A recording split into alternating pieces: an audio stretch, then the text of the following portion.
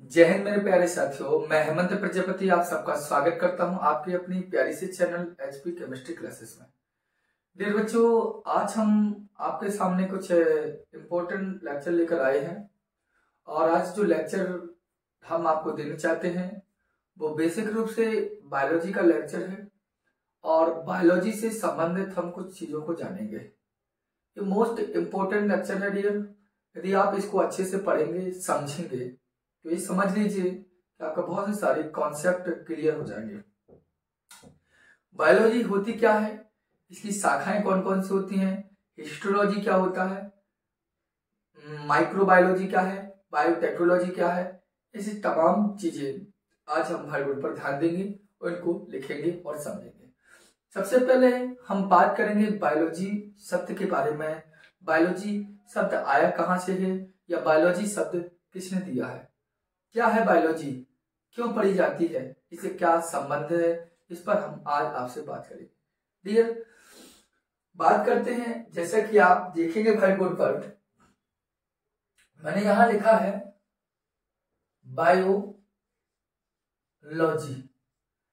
Biology शब्द को आप अच्छे से जानते हैं, दो वर्ड से मिलकर बायोलॉजी आपका बना हुआ है, जिनमें से बायो का मतलब होता है बायोस और लोगो बोले तो लोगोस। ठीक, बायोलॉजी दो वर्ड से, बायोस और लोगोस। अगर बायोस की बात करें तो बायोस का मतलब होता है लाइफ और लोगोस का मतलब होता है स्टडी। इस बात को ना, अर्थात लाइफ की स्टडी ही हमारी बायोलॉजी है। अगर देखा जाए तो इसके आधार पर लाइफ मतलब जीवन, और जीवन किसमें पाए जाते हैं, जो जीव होते हैं, अर्थात जीव का अध्ययन करेंगे हम बायोलॉजी में। इसीलिए भाषा बनती है कि विज्ञान की वह शाखा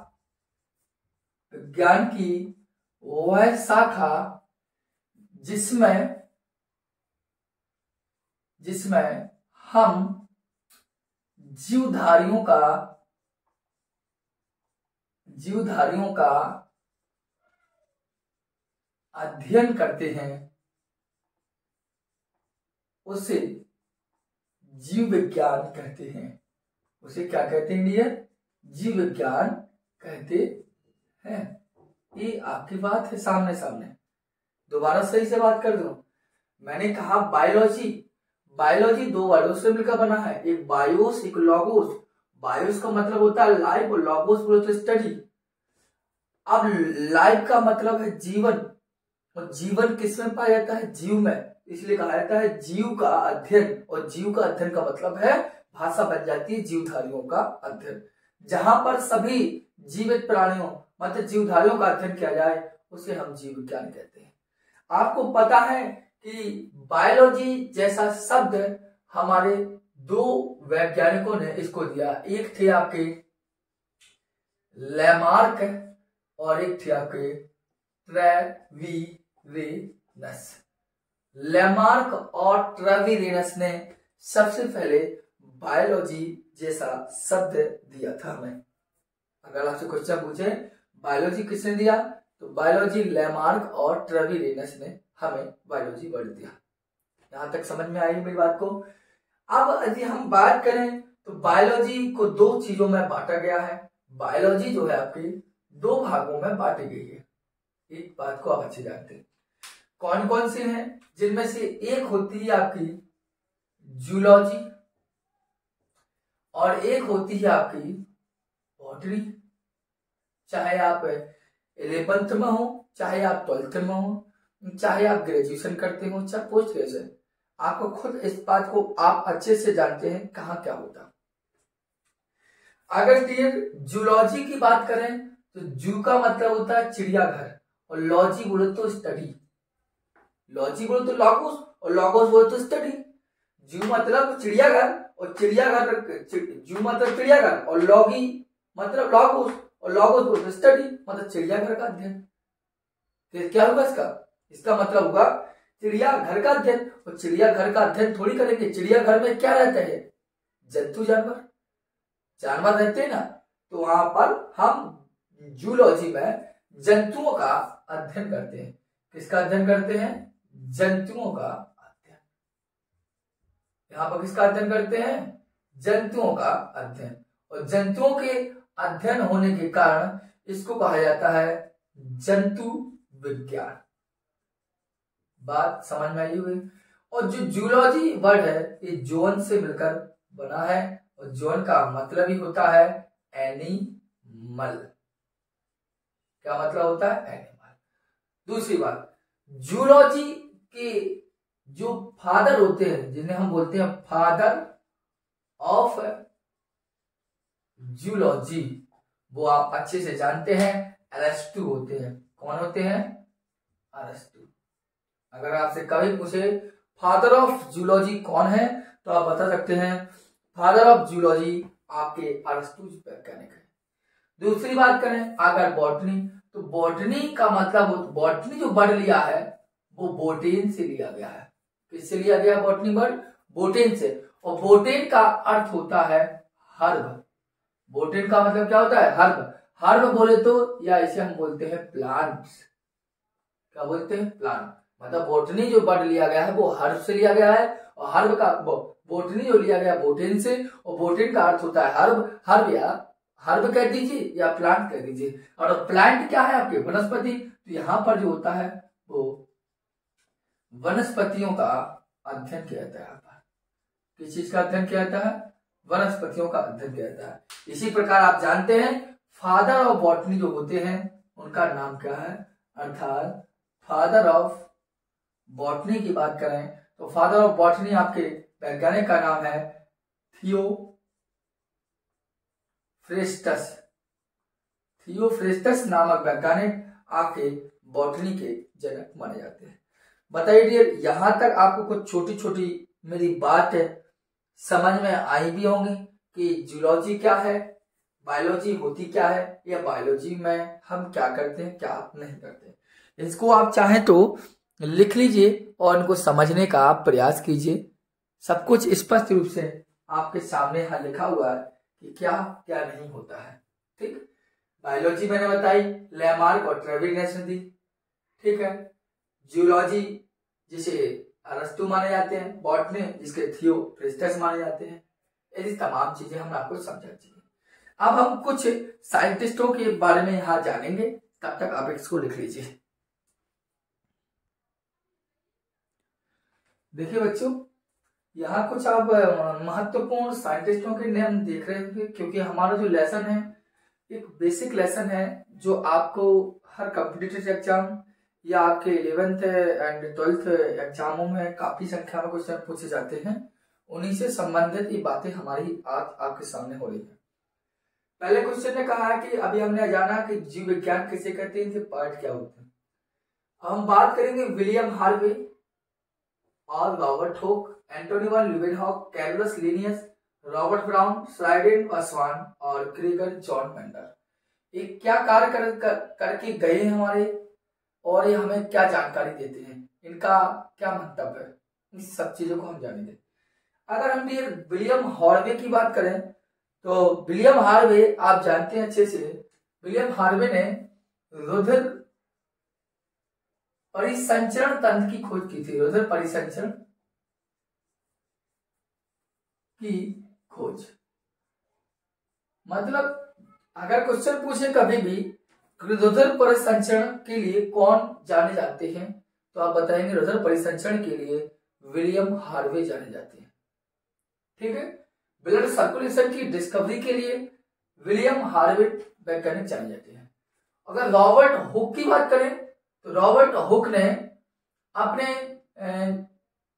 कोशिका की खोज की थी। इन्होंने किसकी खोज की थी, कोशिका की खोज।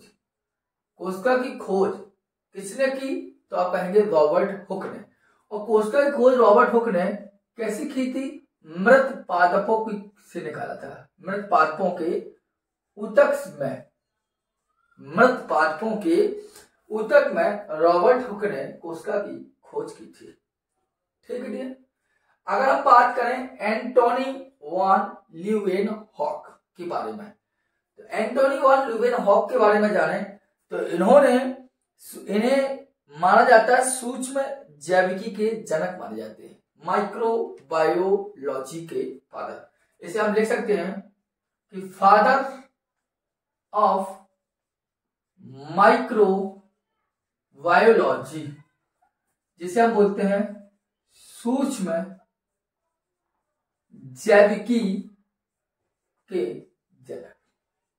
कभी भी क्वेश्चन पूछे आपसे कि सूक्ष्म जैविकी के जनक कौन है, तो आप बता सकते हैं एंटोनी वॉन ल्यूवेनहॉक।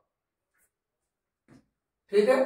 अब अगला आपके पास है कैरोलस लिनियस नामक वैज्ञानिक। तो डियर कैरोलस लिनियस के बारे में यदि हम बात करें तो आप जानते हैं उन्होंने द्विनाम पद्धति दी थी, अच्छे से जानते होंगे आप। द्विनाम पद्धति कैरोलस लिनियस नामक वैज्ञानिक दी थी। उन्होंने बताया था कि एक नाम वंश का होता है और सेकंड नाम जाति का होता है। जैसे होमोसेपियंस, होमोसेपियंस में होमो जो नाम है इसके वंश का है और सेपियंस इसकी जाति से प्राप्त हुआ है। इन्होंने द्विनाम पद्धति दी थी जो आपने पढ़ी है, नहीं पढ़ी तो हम पढ़ाएंगे आपको। कैरोलस लिनियस द्विनाम पद्धति के जनक माने जाते हैं। दूसरी अगर बात करें तो कैरोलस लिनियस को ही फादर ऑफ मॉडर्न टैक्सोनॉमी कहा जाता है, टैक्सोनॉमी, आधुनिक वर्गीकी के जनक माने जाते हैं कैरोलस लिनियस। दोबारा बोलता हूं, मैंने कहा कैरोलस लिनियस जो है द्विनाम पद्धति की इन्होंने द्विनाम पद्धति दी है, इसमें कोई दोहराया नहीं है ना कोई गलत है। इन्हें फादर ऑफ मॉडर्न टैक्सोनॉमी भी कहा जाता है, मतलब आधुनिक वर्गीकी के जनक माने जाते हैं कैरोलस लिनियस। ठीक है। रॉबर्ट ब्राउन की बात करें तो यहां था रॉबर्ट हुक जिन्होंने कोशिका की खोज की थी। यहां रॉबर्ट ब्राउन है जिन्होंने केंद्रक की खोज की, इन्होंने केंद्रक की खोज की थी।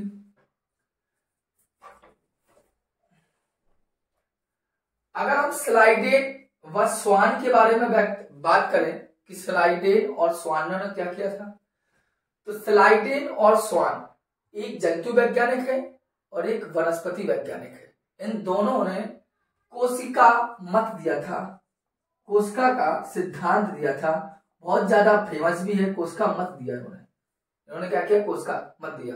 इन्होंने बताया था कि प्रत्येक कोशिका का निर्माण पूर्ववर्ती कोशिका से होता है, मतलब जैसे किसी भी चीज का निर्माण होना है तो पहले ही कुछ पहले वाली कोशिका से होगा। जैसे किसी भी कोशिका का निर्माण पूर्व की कोशिका से होता है, मतलब उसके अंश से होता है। ये कोशिका मत दिया था, उसका मत कहिए। ग्रेगर जॉन मेंडल आप अच्छे से जानते हैं, ग्रेगर जॉन मेंडल क्या जानते हैं इसके बारे में, फादर ऑफ जेनेटिक्स कहलाते हैं, आनुवांशिकी के जनक, जिन्होंने मटर के पौधों पर 7 वर्षों तक अध्ययन किया और 7 विपर्यायी लक्षणों को हमें दिया। जैसे पौधे की लंबाई में लंबा और बौना, ये सभी चीजें दी। ये कहलाते हैं कुछ वैज्ञानिक।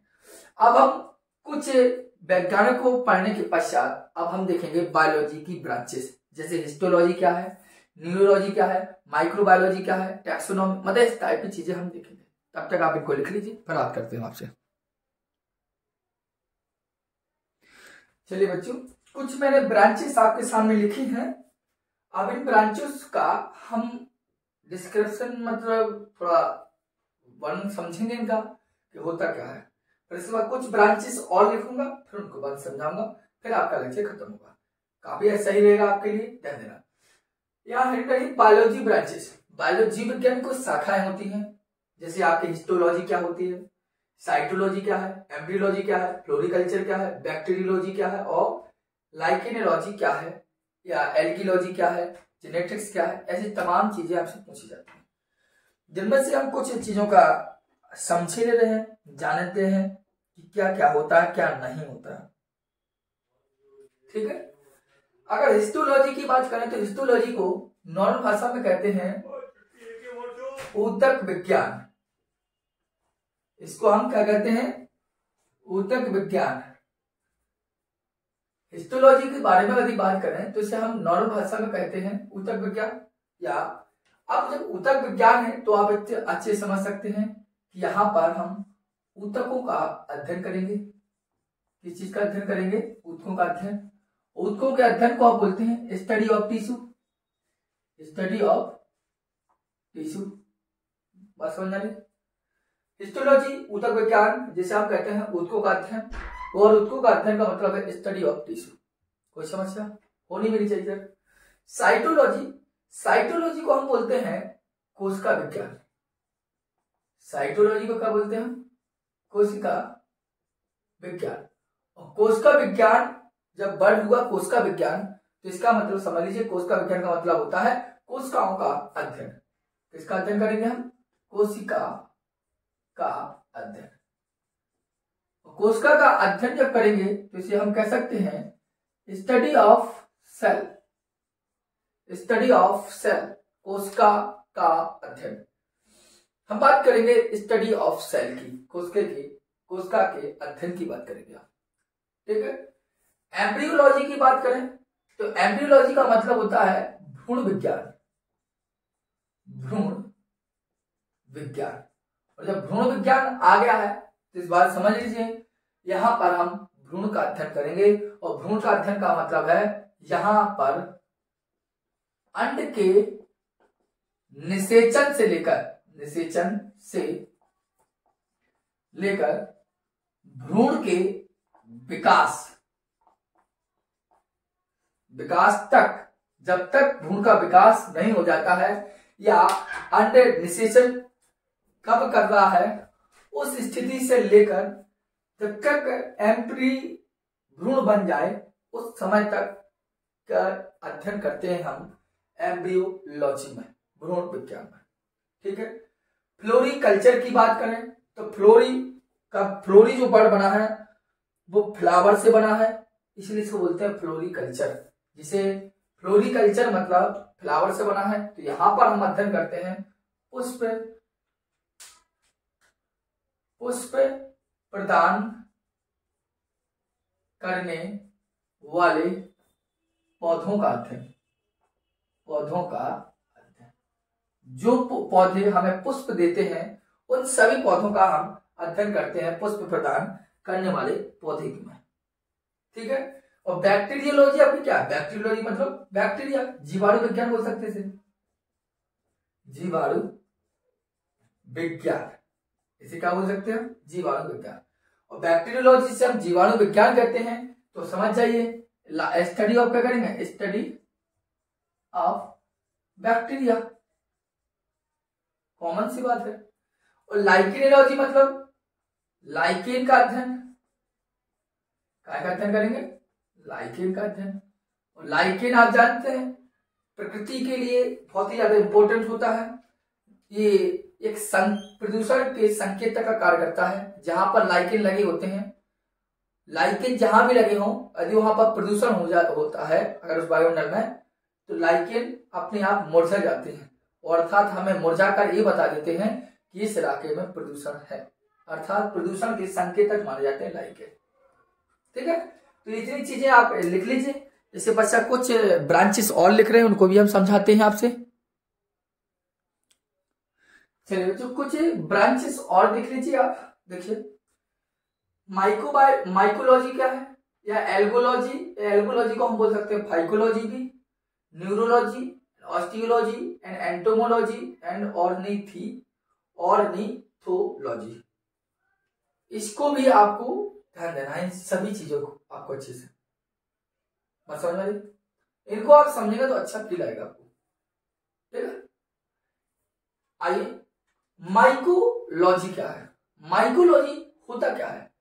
माइकोलॉजी को वास्तविक रूप में कहते हैं कवक विज्ञान। क्या कहते हैं इसको? कवक विज्ञान। और जब कवक विज्ञान है तो समझ जाइए स्टडी ऑफ कवक। स्टडी ऑफ कवक, कवक बोले तो स्टडी ऑफ, कर लेते सीधा लिख देना आपके लिए कवकों का अध्ययन, ठीक है। क्या लिख दिया? स्टडी ऑफ कवक हमारी बोली। अब ये स्टडी कवकों का अध्ययन। एल्गोलॉजी या फाइकोलॉजी इसे बोलते हैं शैवाल विज्ञान, इसे इधर क्या बोलते थे इसको, शैवाल विज्ञान। और शैवाल विज्ञान का मतलब क्या है, शैवालों का अध्ययन, शैवालों का अध्ययन। और न्यूरोलॉजी का मतलब तंत्र का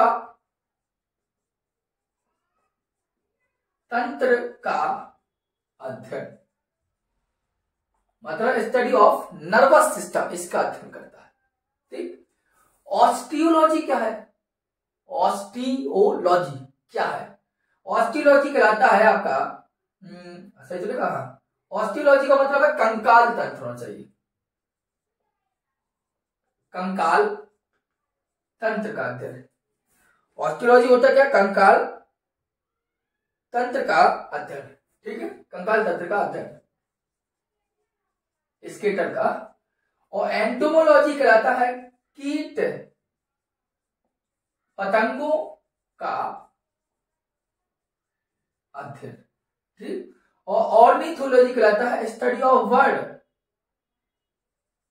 स्टडी ऑफ बर्ड, पक्षियों का अध्ययन, स्टडी ऑफ बर्ड्स। ऑर्निथोलॉजी का मतलब स्टडी ऑफ बर्ड्स, पक्षियों का अध्ययन जहां किया जाता है वो ऑर्निथोलॉजी, कीट पतंगों का अध्ययन किया जाता है एंटोमोलॉजी, कंकाल तंत्र ऑस्टियोलॉजी, तंत्रिका तंत्र न्यूरोलॉजी, फाइकोलॉजी शैवाल विज्ञान, माइकोलॉजी कवक विज्ञान। ऐसी तमाम चीजें आपसे बार बार पूछी जाती हैं। और इनको ये ध्यान दीजिए बच्चों कि ये सभी की सभी चीजें आपकी आती भी हैं, इस बात को ध्यान देना। अब हमें बनेंगी कब या हम कब सीख पाएंगे, इसके लिए हमें पहले से बहुत सी चीजें बनना चाहिए, नहीं तो आप मेहनत कीजिए, आप याद करेंगे तो आपको हमको भी अच्छा लगेगा। ठीक है, ये आज सामान्य परिचय था आपके जीव विज्ञान का। ठीक है, इस पर हमने आपसे बात की है, क्या होता है क्या नहीं होता है हम जान चुके हैं। ठीक है, हम फिर मिलते हैं आपसे। जय हिंद।